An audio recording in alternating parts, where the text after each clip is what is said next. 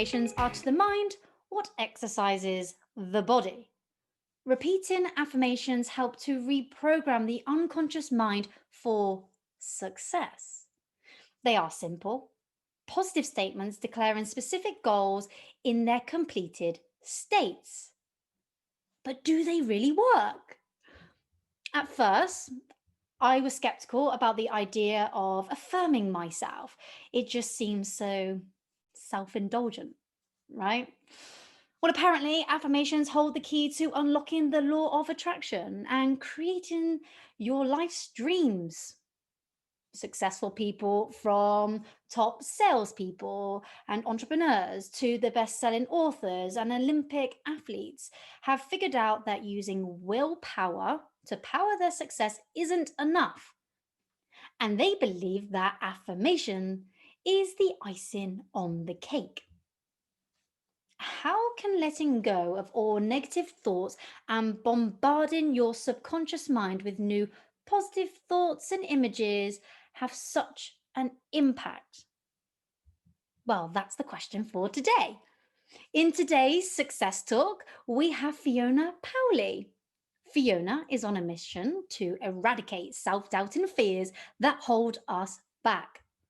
Fiona went from being the bullied kid who didn't know how to fit in to having a confident career in financial services, and is now a skilled coach enabling deep personal connection. And I mean deep.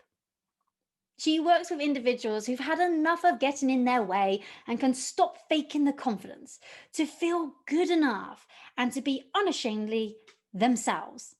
Fiona, welcome to Success Talks. How is life treating you? Hello, good actually. Not too bad at all, considering everything that's going on at the moment. Yeah, well, absolutely. I'm in the same state. Can be some days deflating, challenging, but at the same time, got my goal to work towards. So Excellent. off I go. Yeah, it certainly feels like there's a little bit of a, I don't know, just a lighter spirit going on. We've had the vaccine, we've had, a lockdown, which is slightly less lockdown now, Christmas on the way. So, be naive to think that we weren't going to have a few downs still to come. But generally, I think people are starting to feel a little bit lighter. Yeah, and maybe the Christmas spirit is kind of bringing that back to people. At first, I had the resistance. I thought, well, what's the point? Why bother? We don't have this, and we don't have that, and we don't. And then I thought, no, stick up the tree, just get on with it, and start that again. Yeah, exactly. I did exactly the same. So I live on my own. So I had a whole, is it worth getting a tree? Normally I'd have plenty of guests who would see it. So this year I've still given £40 to Refuge Trees. So if you're based in Bristol, they're a Bristol-based charity that sell Christmas trees for refugees, Refuge Trees. And I've put up all the decorations apart from the tree. And I have to say, that if there was any Grinch hanging around, they've gone. That's amazing. Never heard of this before, but yeah, amazing. Yeah. That's great. Exactly. They're on Cheltenham Road if anybody wants to physically visit them and actually get a tree. That's my top recommendation for Christmas tree sourcing this year. Yeah, it's a double win. You bring the festive spirit into your home, and actually you're giving back as well. Exactly. Brilliant. And some of us, I won't be spending as much on Christmas presents this year because I won't be seeing people. I won't be spending money on, frocks and big nights out. And, you can sort of, you buy a few cocktails and you've dropped the cost of, an amount of money that could really make a difference to somebody. So I think this year might be the year for giving more altruistically, thinking of society, thinking of what we've all been through. And maybe if we're not spending as much on ourselves and we're in a position to, stress that, in a position to, then, let's spread it a little bit wider. Oh, I'm glad you said that, because my mind went down the route of, I can spend it on me. Well, I think we all deserve a bit of a treat as well. Oh, well, in my head, I was thinking, this and that. And anyway, different thought processes. So thank you for contributing to the article in the Yellow Magazine. The title. Pleasure. Yeah, and do you know what? The titles absolutely stand out. As many people say it, affirmations, really? Does it work? What has been your personal experience when you first introduced affirmations into your work? Well, let's go back a bit to when I introduced affirmations into my life. Ooh, go on then. Pre-becoming a coach. I'd at that point seen a coach. So 10 years ago, a coach changed my life. And I don't say that lightly. And I learned so much from that experience. I really sort of got to grips with how my brain worked, almost, how do you operate your brain, which we're not taught. We need to start teaching it. I think we are starting to teach it, but more needs to be done. And I found myself, it's about 5 years ago now, I'd relocated to Bristol. I was working for a large financial services organisation.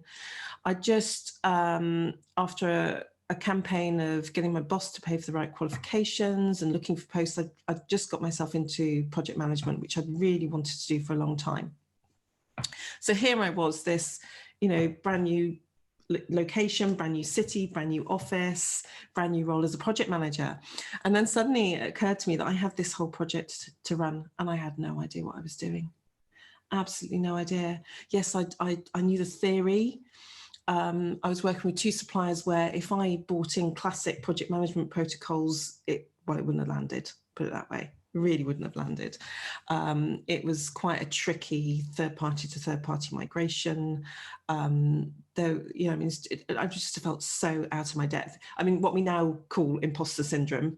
Obviously, I'd got the role, and here I was sitting there thinking, oh my God, I feel so green, so exposed. Everybody can see I don't know what I'm doing.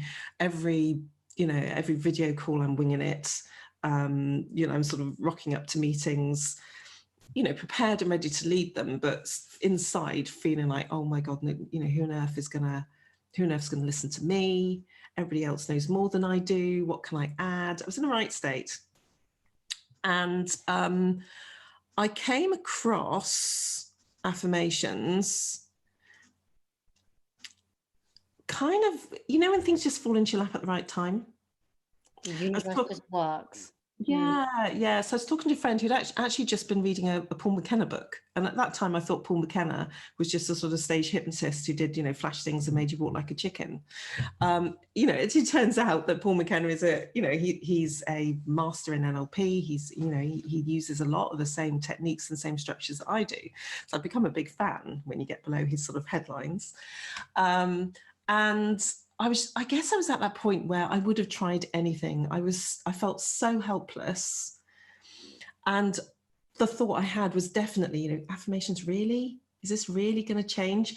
What I think made it accessible for me is I knew that my mind had changed before. That experience with my first coach meant that I knew that thinking can change. Our brains are plastic. Neuroscientists are proving that our brains are plastic. We fire and wire neurons together because we've associated them together, but we can break those associations and we can create new associations. So, and I talk about this in the guide. So off the article, there's a guide that you can access that talks you through exactly how to set up affirmations. But I actually give you the ones that I created at that time. So I sat down, I wrote down exactly how crap I was feeling. I wrote down all the fears, all the doubts. I found myself looking at this list and thinking, oh my goodness, no wonder you feel, as trapped and vulnerable as you do. And then from that, I started to create these affirmations. I didn't really know much about what I was doing. I knew they needed to be positively stated.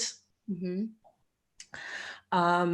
And from my NLP training, I knew there would be a lot about keeping them kinesthetic, visual, auditory. So hitting all of our senses and bringing the right emotion to them. And I think that's one of the things that we miss out when we talk about emotions, when we talk about affirmations, particularly when we try and take somebody else's ready-made affirmations. If they're not our words and they don't have our emotion attached to them, then they mean nothing. Then yeah, because if you don't read your affirmations with the feeling and the energy that you want to create, they can't work as effectively. But the good news is it's kind of addictive. So what I found was I would read these things. I had them on my phone. I gave myself a challenge that every time I wanted to check Facebook, I would read my affirmations to myself. Why Facebook? It was just my trigger, because I pick up my phone. At the time I was looking at Facebook probably too much during my working day. I thought, Oh. well, actually, every time I go and reach to my phone to check social media, I'm going to read my affirmations instead. Mm-hmm. Like a kind of find replace thing. You found the trigger, which is the main thing, right? Yeah, exactly. So I don't know if you're familiar with James Clear's work on habits, but basically what I was doing was chaining a habit to an existing anchor. So I already had this anchor to pick up my phone a couple of times a day, and I was chaining to it this new behavior, which was to check my affirmations. I wouldn't just check them, I would read them. And if possible, I would read them out loud. So I did do some crazy things like go outside I've never smoked, but for a little walk around the outside of the building, and I would read my affirmations. I would go into the bathrooms, and if there was nobody there or a meeting room, read them out loud to myself.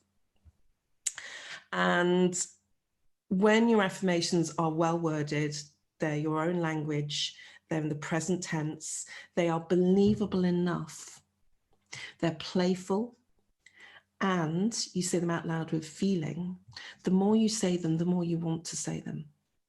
They literally become intoxicating. So this is really what I want to bring to affirmations, because if you're just reading staid sentences, then yeah, affirmations are they really going to change your mind? But when you bring in some playful elements, when you make it believable, you repeat it often enough, and you bring in that emotion in the present tense, when you read them, you start to feel like a superhero. That's the feeling we're going for. If you're not starting to feel just a little bit of that, then we need to rework what you've written. Because just as there's a part of us that is wrapped up in self-doubt and thinks, like I did as a green project manager, that everybody thought I didn't know what I was doing, and everybody was watching me, and everybody could see that I was rubbish, and I didn't know, I had no idea, and I was petrified of some of these people I was talking to. There's also another part of you that wants you to do well, and does believe that you've got stuff going for you, and does, understand that, well, I wouldn't be in this role if I didn't have the potential to do it. Or actually, there's loads of other things I've done in other roles or other situations in my life where I've handled far more difficult situations. So what we're doing is we're starting to switch, we're starting to sort of create a little jump from those sort of negative thoughts over to the positive ones. Mm-hmm. Yeah, I understand that. And for it to be so attractive that you can't help yourself. I mean, I've got some affirmations I read at the moment. I'm still doing affirmations. Here I am 10 years on from that first coaching experience. And when I read them, I can't not smile. One of my affirmations is, I'm having fun today. I bring joy to others. Oh. I mean, how can you not smile when you say that? And when you've got that energy around it, then they really do start to change your mind. Mm-hmm. And this is where the law of attraction comes in, because if you're saying it, then you're searching for it, and then Absolutely. you find reasons to make it happen. Yeah. How does that really work? So I'm very curious about the law of attraction. I did get a place in the London Marathon last year after putting it on my vision board the year before. Well done. I did actually cut out a picture of a woman in the acceptance letter magazine that I borrowed from a friend and stuck my face on it and put that on my vision board. So, I know that when I switch my energy and my thinking, but as much my energy, my heart, and my faith into something that is important to me, then I start to notice it more, and then I get the opportunity to welcome it into my life. And I guess there's kind of sort of two ways to think about it. There's the sort of classic law of attraction, sort of the secret way, or from a more sort of psychology-based perspective, we activate our reticular activating system, that which we're focused on, we notice more, so that's a, if you were living as a cave woman in the savannah somewhere, and there was a new predator that came into the camp, you would start to notice it and be on high alert for it. You would notice it from further away across the bush than before you knew this new predator was out there. So you start to learn how to spot saber-toothed tigers, not from 10 meters away when they're already in the camp, but from 2 miles away. So this is what we're switching on. We're switching on this natural mechanism that we have in our brain, and wherever our thoughts are focused, we bring more in, we notice more. But affirmations do a bit more than that. They don't just bring things into our attention. They raise our confidence in actually being able to access those things. So this is now taking us into action. Okay, yeah. So you're saying that saying your affirmations brings the awareness, your confidence increases. So for that reason, you're almost like open, accepting to Yes. what will come your way, because it will come. Yeah. And also you're raising your awareness that you are deserving of it. Oh, And you've the got powerful word. oh yes, the deserving word. And deserving is really weird because I did do play with some things around talking to my clients about having everything you deserve. The problem is not that we don't think we can have what we deserve, but we don't think we deserve it in the first place. So when confidence is really low, you don't get to a point where you think, well, I really deserve this and I just feel stuck that I can't get there. You look at something and you think, well, I really want that, but I don't deserve it. It's not for me. It's outside of what I'm capable of. It's outside of what I'm skilled or equipped to. It's outside of what I think I'm worthy of. This is a real deserving worth stuff. So really good affirmations also presuppose that you have you can claim it, that you deserve it, that actually you don't just, one of my affirmations back when was something on the lines of, I'm not just efficient at what I do, I'm effective. I'm not just efficient, I'm effective. So you're honoring your own ability, your own potential, so that when things come into your path where you can be more than effective, more than efficient, you can be effective, you start to switch that one into action. So it's kind of like, to me, affirmations are, you can use them just to make yourself feel better about who you are, what you're not. And you can also use them to open up that, as you say, that you invite the possibility, that you recognize it, and you have the action to go forward and do something with it. But also, it's an opportunity to make better choices because you're open to it. And when you're open, there's going to be options. And so, like you said about being efficient, that word has power. You're having to make a decision of what is time being spent wisely and is it going to make an impact?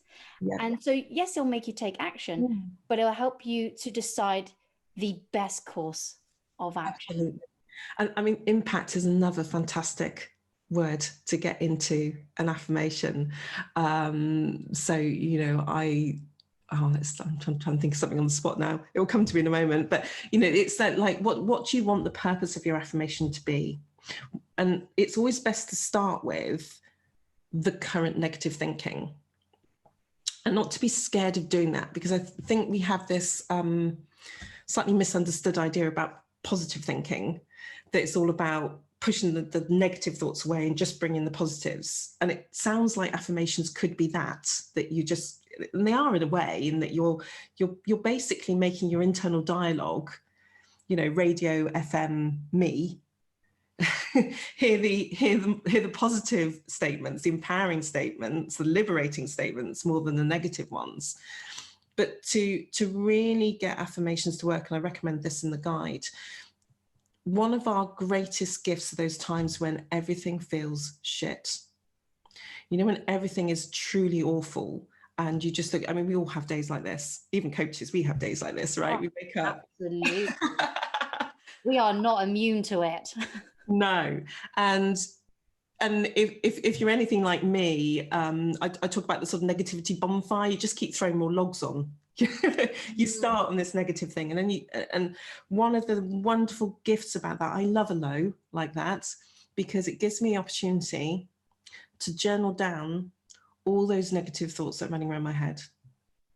And that is where you start your affirmations. So I recommend in the guide that, you know, they treat those times as a gift. If you aren't feeling that right now, then take yourself, literally deliberately take yourself back to the last time you felt like that and really associate into just how shitty it felt.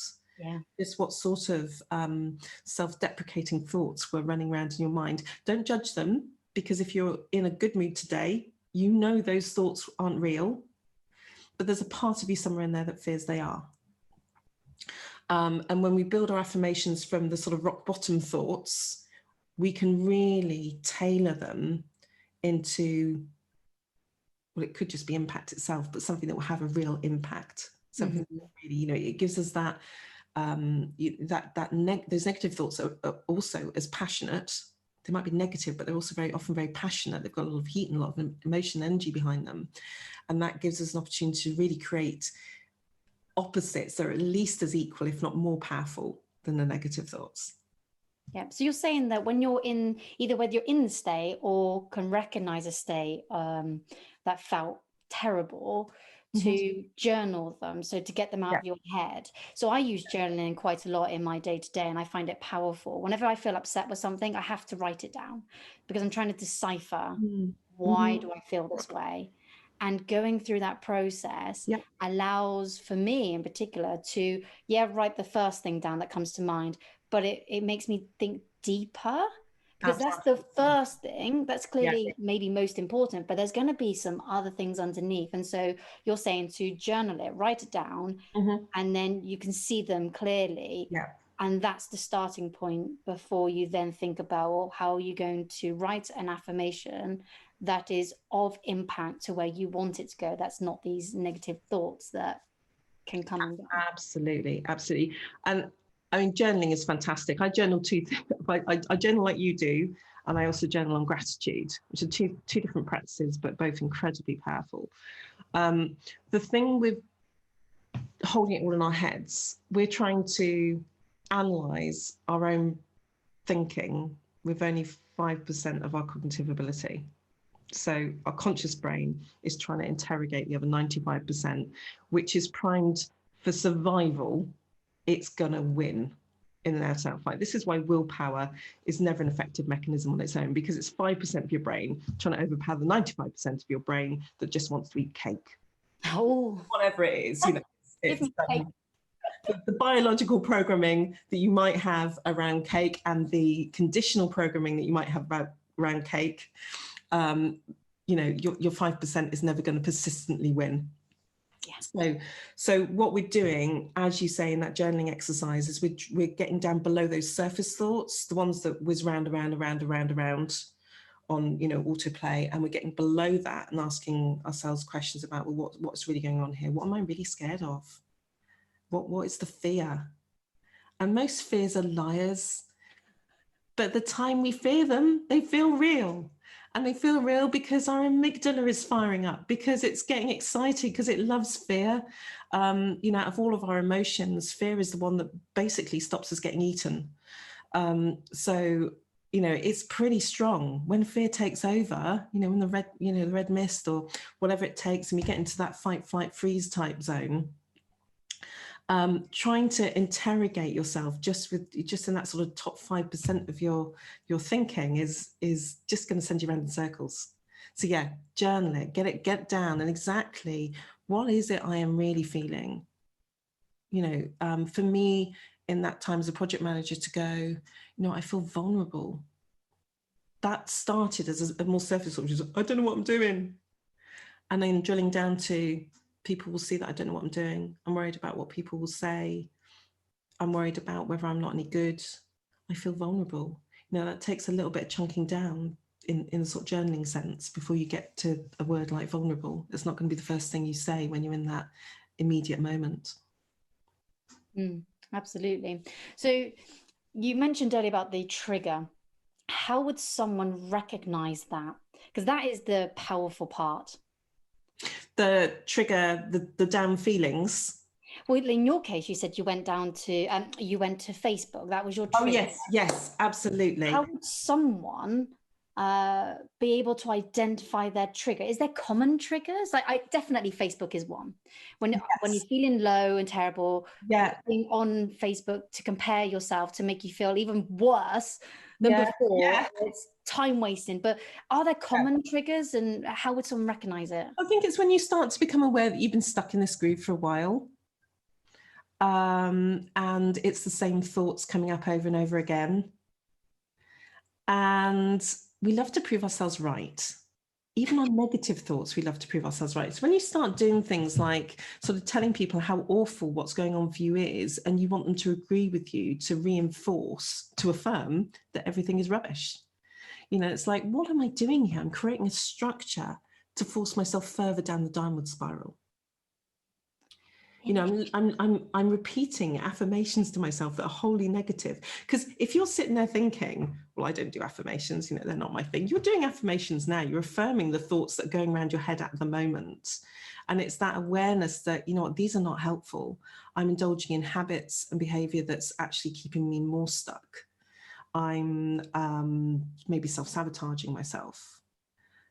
Massive one, self-sabotage. I'm numbing. So Brené Brown talks a lot about numbing. So you know, there's that level of things. I think she talks in one of her podcasts about that thing when you sort of have a couple of glasses every night, and if you actually turned up to an AA meeting, they'd laugh you out the room. You know, you're clearly not ready for a 12-step program, but there is that, if I have a couple of glasses every night and I'm numbing myself from the reality of what's going on here. You know, so it's those kind of, anything that doesn't feel nurturing.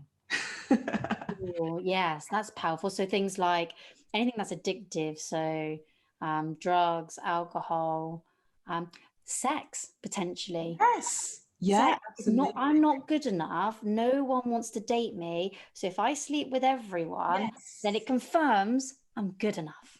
Yes. Yeah. Or it might even confirm that actually I don't deserve a decent relationship. I only deserve casual things. Yeah. Love to prove ourselves right. It's all about working out what am I trying to prove myself right with? Where am I not nurturing myself?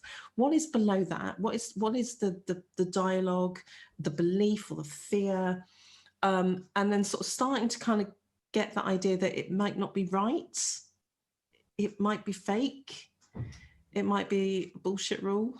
Mm-hmm. And then, okay, right, so this is a good time to start to think about maybe whether some affirmations can shift this around. Mm-hmm.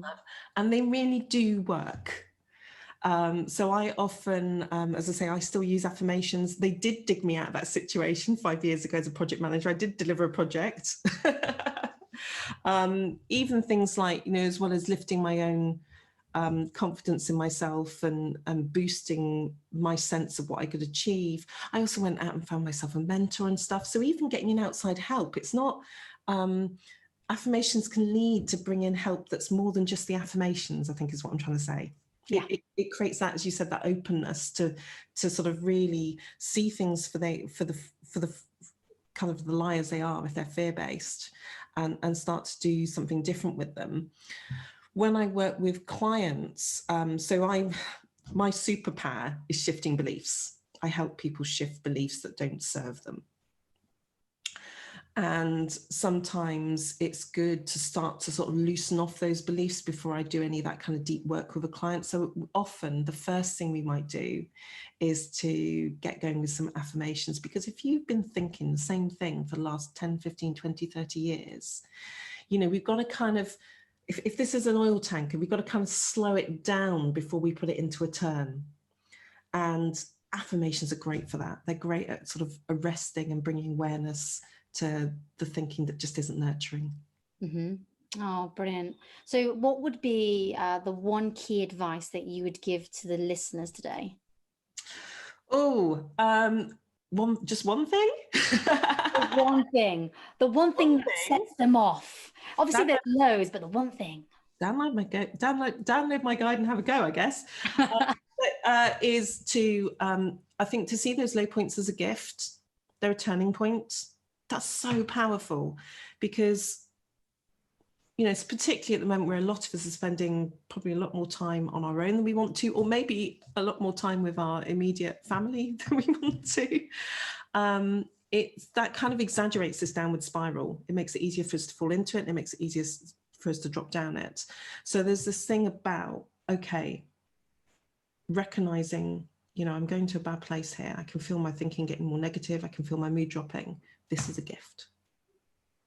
This is the gift. This is the opportunity, because this is where I get clarity on all those lurking thoughts. They're always there. You know, we can shift them with affirmations, but if they've been hanging around for a while, they're always there. It's just, you know, they've come to the fore now. They're shouting at us, and they're shouting at us because, you know, it's time to actually do something with them. And that is a gift. Yeah, I'd have to agree with you. So do you have any services, products available to help our listeners to go to yellow? So, well, I can work with people one-to-one, obviously. So the majority of the work I do is one-to-one coaching. So I don't, I run a group program around diet. So that's something entirely different. But when it comes to going to yellow, I work with people to uncover and collapse those deep rooted beliefs that stop. So you might come to me if you have tried all the time management in the world, you've tried all the sort of obvious tricks, maybe you've read some self-help books, maybe you feel you're on your way, but you still keep going back and sabotaging yourself. You still find yourself falling back to those repeated thoughts or patterns or actions. So that is really what I do. And my preferred way to do that is one-to-one, because everybody is individual. Where you learn these things from is totally unique to you. You might have two people who have a very similar limiting belief. Let's take something like, you know, not good enough, which is a really common one. That can come out in perfectionism, because if I do it perfectly, I will be good enough. It can come out in procrastination. If I don't do it at all, then nobody will know that I'm not good enough. Yeah. Not good enough can come from all sorts of different places, and that is totally unique to each and every one of us.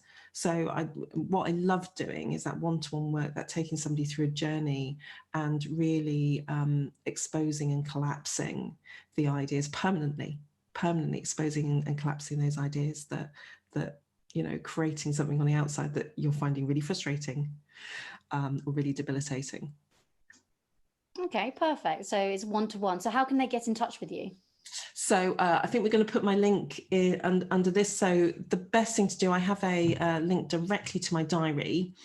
I don't work with anybody unless I've spoken to them. It's really important. The most important thing if you're thinking about seeing a coach is having the right relationship with that coach. You know, the chemistry's got to be right. It's, you know, and I love having those initial calls with people. It's totally free to talk to me for an introductory call, because what I want to do is understand exactly what it is that you would want, not what you think you should want, but what you really want. And we start to explore that, and I can give you some guidance on how I might be able to help you do that. When somebody does work with me, I normally recommend 6 sessions. That very first session, we pretty much totally focus on what is it you really want instead. We're very good at saying what we don't want, what we have right now that's kind of not good. And again, even just doing that is orientating your neurology around what you want to go towards rather than what you want to come away from. So even that, you know, is starting to loosen off that thinking. So yeah, book in a call with me, grab a coffee.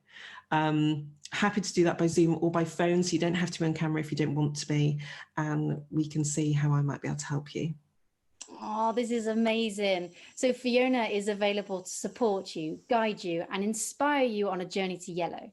Reach out to her today. Help is here. It's always here, but you must take the first step.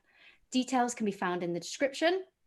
Fiona, thank you for your words of wisdom today and in the Yellow magazine.